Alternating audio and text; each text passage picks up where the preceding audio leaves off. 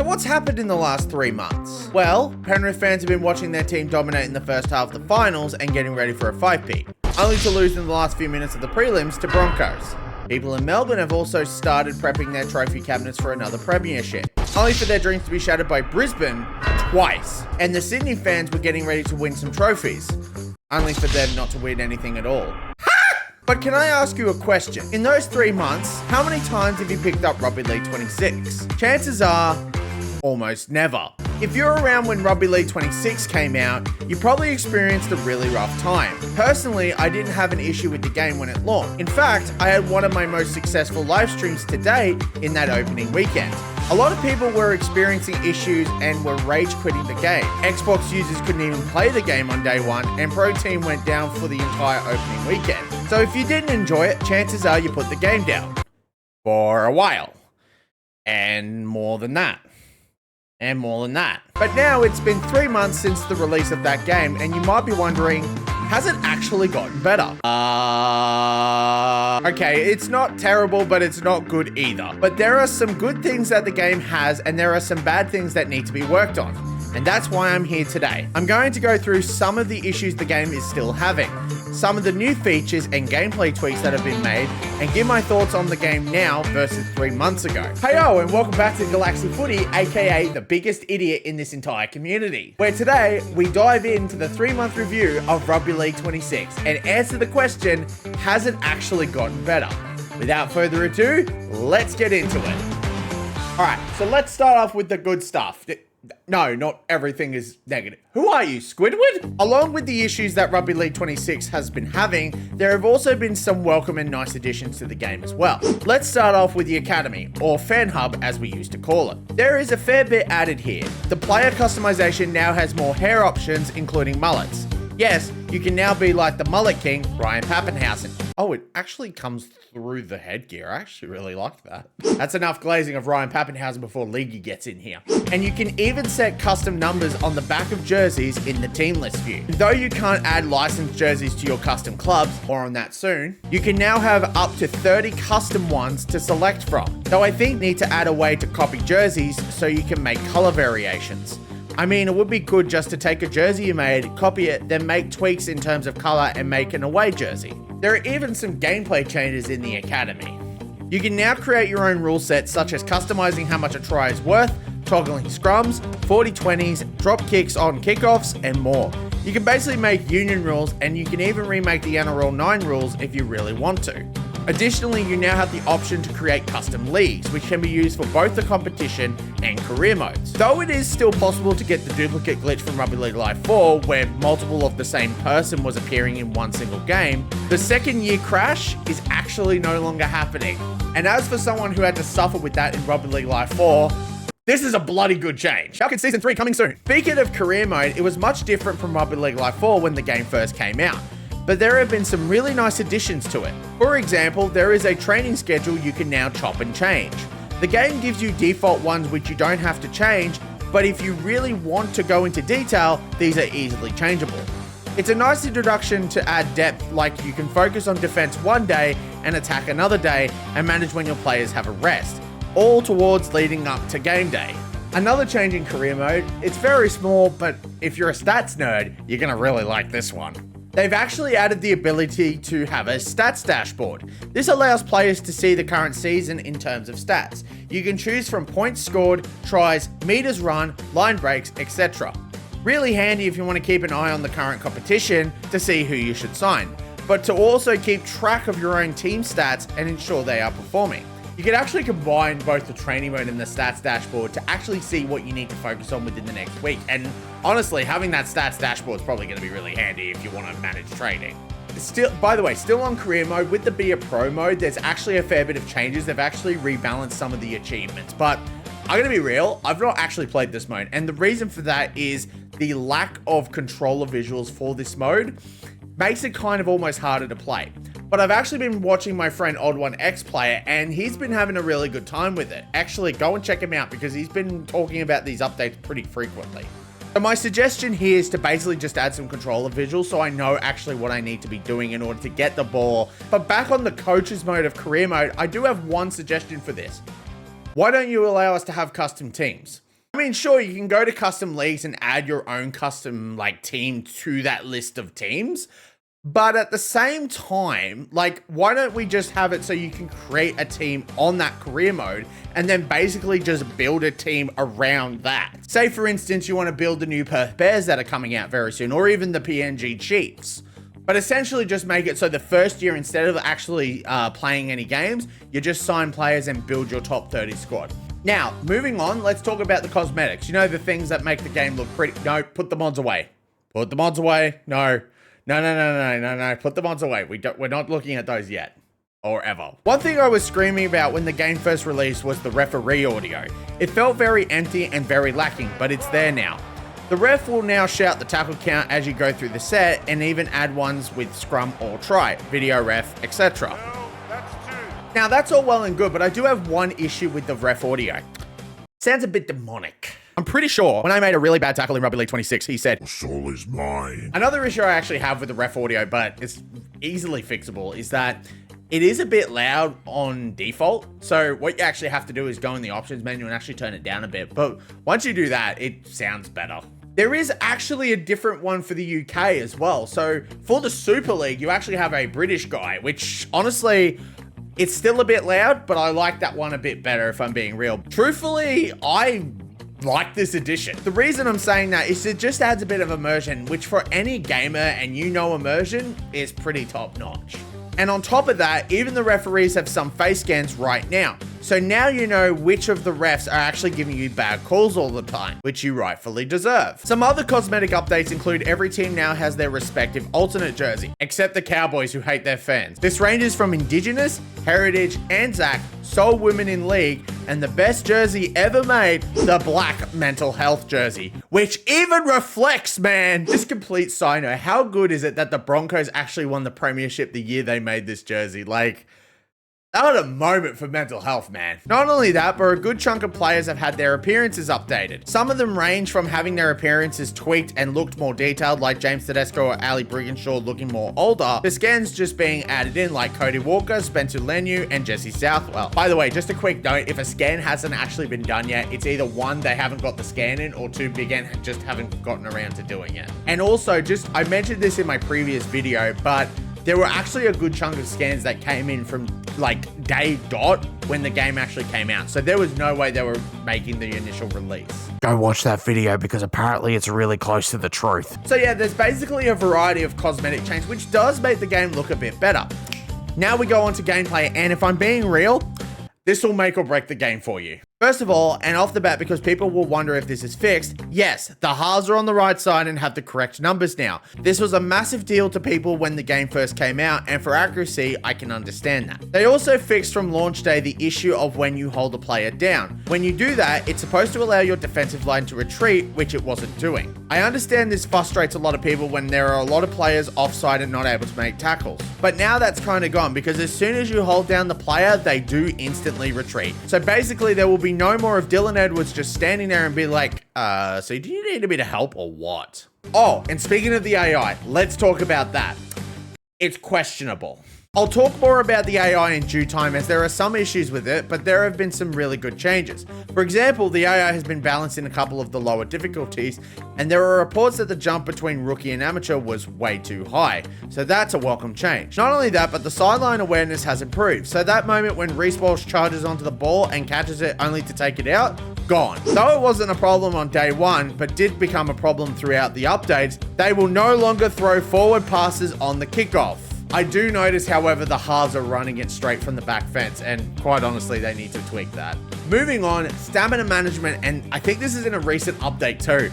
It's so much better. For real, my players used to look like they were running a marathon while simultaneously trying to quit smoking. At half time now, the stamina is recovered by a certain percentage depending on the difficulty, which honestly is a very welcome change because you don't need to manage stamina for the whole game now, just for a half. In addition, when stamina is used, it drains, but it recovers when not being used actively. For example, if you have a forward and you run, the stamina goes right to the bottom, but as soon as they finish their play, the stamina starts to recover, and as you use it, the max stamina you can have decreases. When they rest, it goes back up, like how it should be. This is really good because it encourages the player to use their forwards for a majority of the half, and as the half plays on, the more reliant you become on your halves and backs. Some other minor things include the grubber kicks now. The grubber kicks used to do from 5 meters out to score a try don't work as often as they used to, and you have to be careful or you will give your opponent a 7 tackle set. It does have a bit more distance on it now when you kick depending on how long you hold the X or A button, but honestly it's actually a really nice change. Not only that, but you are now able to quickly play the ball on the attack or retreat quickly on defense by double tapping L2 or LT. You can also do short kickoffs and dropouts, but I will be real, this takes a bit to master and can come off a little cheesy to other people. In fact, I'll get onto this in a bit more detail later on. The online is a bit questionable in terms of like how people act on there. Okay, picture a real game of NRL. If there's only 10 minutes to go in the half and your team is down by 12, what are you going to do on the kickoff? You're going to go short. Pretty realistic. Now, there are people online that do that all the time, which I do understand that gets really annoying. But there are people who get annoyed at that when it's happening at the end of the game and like actually getting pissed off.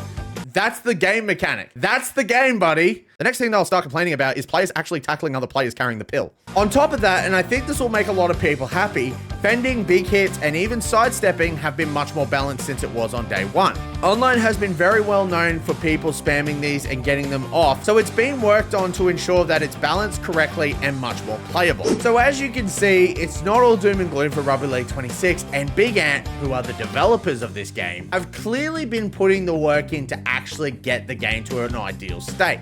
Now, they've added some genuinely good features, and they've also balanced everything that they've needed to in order to make the game very much more enjoyable. From the expanded customization options in the Academy to the improved career mode and crucial gameplay balances, there is a lot to appreciate. So yeah, there is some really good stuff that have actually come into the game. However, where there is good, there is bad. And honestly, there's a fair bit bad that I need to get into. And without further ado, let's get into the bad. All right, so off the bat, if you haven't played Rugby League 26 in a while and you're just booting it up now, there's a very good chance you're gonna get frustrated. Let's just say that there's a lot of things that feel out of your control that you can't do, and it feels very pure RNG.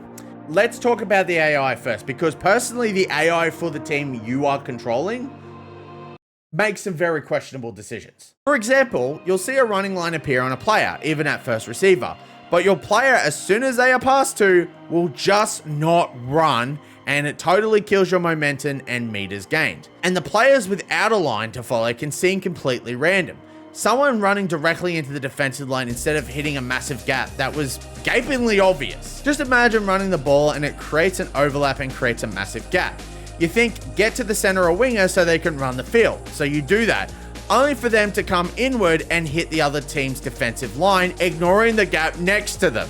You then go full Craig Bellamy and lose another year off your lifespan just to wonder, why didn't they run it straight or even fend off a player? It can come off a bit demotivating and even sometimes harder to score tries while you're in an attacking set. Another big issue is the unresponsiveness of the tactics system, and this has been an issue since Rugby League Live 4. Imagine you are 5 meters out from your try line and you want to try and crash over with your big forward Payne Haas. So you do the run it straight tactic. Sometimes it works, but sometimes it keeps with the play the game has given you. So you either have one of two choices. One, do the play the CPU gives you, which ends up wasting a play and getting tackled without a chance to drive it forward. Or you find a forward to throw it to immediately and try and crash over, only for them to be way too close to the line and being immediately tackled after getting the ball. You try to change your tactics, but it never ever seems to respond to the right one. Now, I'm not sure if it's just me doing the tactics wrong too early or too late, but I'm just gonna be real. I've done too early and too late, and I've had no consistency. But it feels like the tactics are too much out of my control, which can get upsetting and harder to make a final play in the set. But what's frustrating about this is the defensive tactics work perfectly. You can slide to the left or slide to the right, condense your line down, or drop your wingers back. So why can't we have this for attacking? Maybe they're all pacifists and afraid of scoring. But even sometimes when defending, the players will open gaps for an easy line break to occur. One example is when someone is running to the defensive line, a CPU controlled player will run away from the ball holder, creating an even wider gap for them to run, and by the time you control that player, it's too late. And actually, on the topic of responsiveness, switching players, another problem since Rugby League Live 4. Does my head in, for being real. So imagine this, the other team starts a play and sidesteps you and gets a line break. Or, you know, the CPU makes a massive gap like it did before. They're heading for the try line. The closest player is right on their tail. So you switch to the closest player using the left bumper or L1 button. But instead of switching to the player right behind the player with the ball, you switch to the fullback. Which then, you thinking you've got the center, the fullback will run what you want the center to run. But then when you realize you have the fullback, you have to go back as the fullback and try and catch them. But by the time you try and catch them, they've scored. It's like the game has an evil laugh when it does that too. It's really annoying. Now, I wouldn't make a big deal out of this, but there have been instances where I've tapped the L1 button repeatedly and it always gave me the fullback. And not only that, I've had instances where I've hit the L1 button and it gives me a player that is, well, way outside the ruck. When switching to the closest player, you should switch to the closest player, not a player that is 2 defensive gaps away. But another thing is that when it does switch you to the closest player, there is a very good chance the player is offside. I'm gonna be real though, I'm kind of okay with this because this is kind of like a risk and a reward situation. So I kind of get where they're coming from with this, but it can be a little demotivating when you try and click the closest player, which, like, there's an even closer player sometimes, but it gives you the offside player and they tackle. It's just, yeah, stupid. Some other issues include the lack of headgear pattern customization for creating players. For me, this is a deal breaker. Not being able to customize and use referees in play now. So I will say this, the face scans and the referee audio kind of makes up for this, so I'm not too stressed about it. Not being able to use licensed jerseys for your custom teams. This is kind of on the Cowboys and some of the Super League teams, but I'm going to get into the Cowboys in a moment. The NRL finals and grand final don't even have their field markings, and not even being able to choose them from the play now. And that's basically it from the gameplay side of things. But now I kind of want to move on to something that is wrong with the game, but it's not Big Ant's fault. Okay, so I know what you're about to do. You're about to go to the comments and say, "This review barely touched the online and pro team modes." Well, there's a reason for this. Any issue you find online usually falls into one or two categories. One, issue exists offline as well, or two, it's a network or latency issue. I will say that second one usually comes from people who don't even have a good internet connection. I'm not saying the solution is for you to get better internet, though it would help. The developers absolutely should be looking into making the online a much more smoother experience. But the focus should be on the core game first, which to much people's dismay is offline. In relation to Pro Team, you know, like any other collectible card game has complaints about drop rates from packs, right? You also get new cards weekly, and if you are complaining about the drop rates because you put money into the game, that's your own fault. So yeah, no problems between both of these modes yet. Focus offline first, and online should be easier to fix afterwards. With the Pro Team drop rates, maybe spend your money more wisely before complaining about it. You win some, you lose more. For free and confidential support, try Yu-Gi-Oh! Though that there have been a lot of updates to both cosmetics and the career mode, there is kind of two big notable things missing from the game. And that is the New South Wales Cup within the career mode, or even from the teams themselves, and the North Queensland Cowboys jerseys. Let's talk about these for a second, because I know Ross gets a massive amount of questions about this. While I can understand why the Cowboys would be upset, since it's because their Northern Lights jersey was leaked prior to the official reveal, which someone ripped out of the game files and published on social media. It's been a while, but I feel like the only people being hurt by this are the fans of the Cowboys themselves. They are very upset right now. Here's a picture of one of them. You're only hurting the fans in this situation. And I'm not talking to Big Ant, I'm talking to the North Queensland Cowboys. I would love to play with that Northern Lights jersey if I'm being real. But it has been a while, and I'm starting to lose a bit of hope. Rolling into more losing hope, we're going to talk about the New South Wales Cup as well, because honestly, it sounds like the NRL didn't get the approval in time for Rugby League 26 for New South Wales Cup. And let's be real, you're only hurting the fans of the New South Wales Cup that actually want to play this game. Like, really, it's just leaving that empty space. In my opinion, though, it shouldn't really be called New South Wales Cup because, like, let's be real, all the cups are in Queensland right now. But think about this for a second. Us Queenslanders have the QRL within the game. We are able to enjoy the Sunshine Coast Falcons, the Redcliffe Dolphins, even the PNG Hunters. While the New South Wales Cup, you're not able to actually play as like the Blacktown Workers or the New South Wales Cup version of the New Zealand Warriors, which, By the way, personally, I'd rather them not in the game because of what happened. So my message is to both North Queensland Cowboys and New South Wales Rugby League. Please let Big Ant use your stuff. The game is going to be 10 times better with those in the game. And the water is fine, even though there's lava I've just mentioned. And speaking of lava, oh boy, I'm about to get into something else here, which really frustrates me, if I'm being real. And you want to know something? It's not even a problem with the game or Big Ant Studios entirely. I'm talking about you folks. I'm talking about the general Rugby League 26 community. Now, before I get into this, I just want to say there are the good people in this community. Let me be real. If you go ahead and join Rugby League 26 Nation, they are very civil and very critical of the game, and that's absolutely understandable, but they are civil. And that's the main thing that I've gotten from this. I'm gonna be real. I can go and make a massive rant video about how these people with massive egos and go and force their opinions down other people's throats. They use harassment of personal natures, even much worse stuff. I wanna tell you what I've been receiving because of the last video.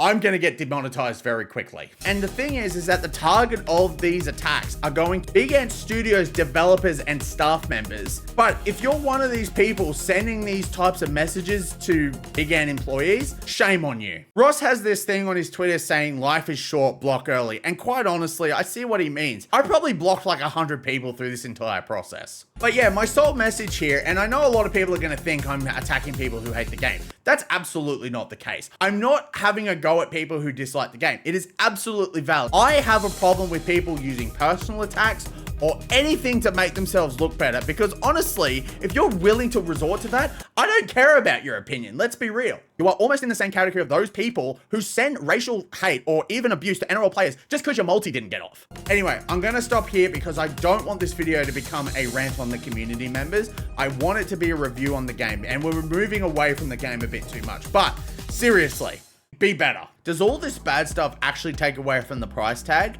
Are we being a little bit overreaction, or does even the community take away from the price tag? Well, stick around for my final verdict, because that's what we're about to get into. So with all of this, would I say that Rugby League 26 is worth the price tag of $100? No. Funny enough though, if you have this and Rugby League Live 4 to contend with each other, I would actually pick with the newer game and go Rugby League 26, because honestly, both these games have really steep learning curves, so just learn the newer one if I'm being real. There is honestly a lot more to do in this game than the older games, and there is only going to be more features added moving forward. But only if you're a hardcore Rugby League fan and don't mind taking the time to learn the game. I can understand why the developer has been sent criticism and anger their way, and it's okay to be upset and angry. Personal attacks, again, not worth it. I still believe Big Ant are the right developers to get this done, and I know this from being a game dev myself. The game dev community in Australia, though it does exist, compared to America, UK, and Europe, it's the size of a pea. It needs more attention because the market is very competitive and the studios in Australia are quite limited. So say the NRL want to go to another developer, there is a very good chance they would need to go offshore. And yeah, I know what you're immediately thinking, 2K or EA. I'm going to say, get rid of those in your thoughts. Unless it's like 10 years down the line and Rugby League has become a massive international game, that's not happening. It would basically have to outperform both NFL and soccer at the same time. No one asked you. But here's another concern that I actually have with the game's development, and there might be a reason for this. And honestly, it could be a lack of time, could be wanting to focus more on the community and engagement. But the updates for this game have honestly been quite random. Sometimes you get a solid update on Thursday morning and some of the things that were at issue during the week were addressed.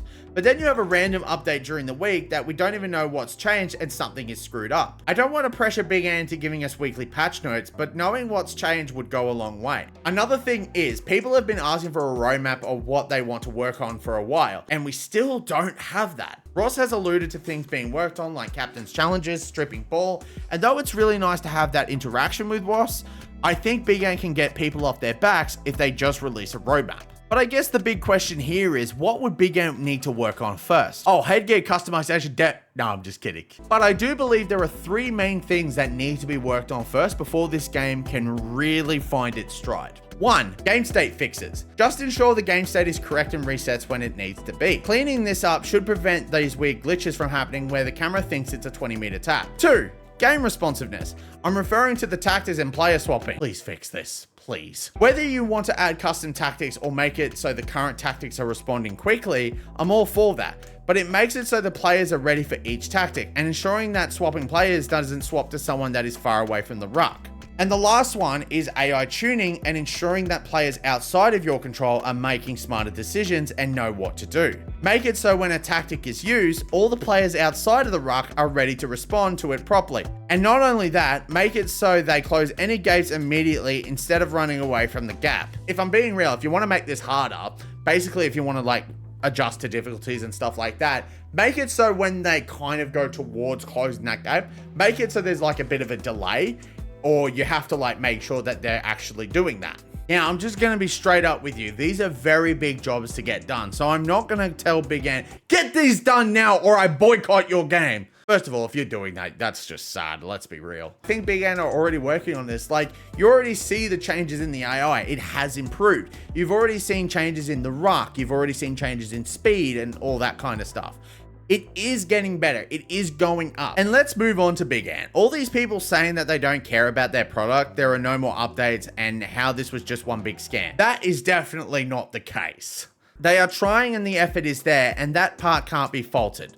I guess that really comes down to personal preferences, whether you are willing to wait it out or want a product now. I will say as a gamer, if you're in the party of like, I want the full product now as soon as I purchase this, you're almost living in the past, let's be real. Big Ant knows that the game had a really rough release and didn't come out in the ideal state that they wanted, but they are absolutely taking responsibility. And you might think that I'm knighting Big Ant and saying they are the best studio in the world. I'm no knight, there's no wooden spoons here if I'm being real. But I would like to think that I'm a realist. I think your folks have your expectations a tad too high for an Australian company. However, I want you to look at the big picture here. Imagine 10 years down the line, Big Ant have just released Rugby League 36. The game in 10 years is more likely going to be 10 times better than what it is right now, and it's going to pay off because we have waited a long time. Instead of resetting again with a new studio who are almost back to square one. And this way, you have a studio who are Australian based, who know the source code, what ticks and what doesn't tick, and even a much larger team. All I'm saying is, just be a little patient, and I'm sure we'll have an EA Sports of our own in Big Ant Studios. But yeah, for now, unless you're a die-hard Rugby League fan and want something to play, I would keep watching those Let's Plays of Rugby League 26. If you do buy it, be aware the game is going through sort of an open beta and will experience some changes. But if you're willing to be patient with it and willing to learn,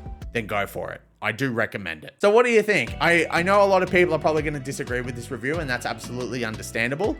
And I'll be honest, you don't have to agree with me. I really don't mind. But if you did enjoy this review, leave a like on the video and comment down below what you actually think of the game. I will accept anything good, anything bad. I'm also going to be real. I'm going to take a break from this game and just kind of let it grow a little bit for the next few months. And when the season starts again, I'll definitely jump on. There are also some other games that I really want to play. And I'm just going to say this. Go and subscribe to my gaming channel because I'm going to have some content coming up there on the off season. Hopefully by the time I jump into some other games. I will have mastered the art of not switching to the fullback by then. But yeah, folks, thank you so much for watching. I hope you have an amazing night and I'll catch you later.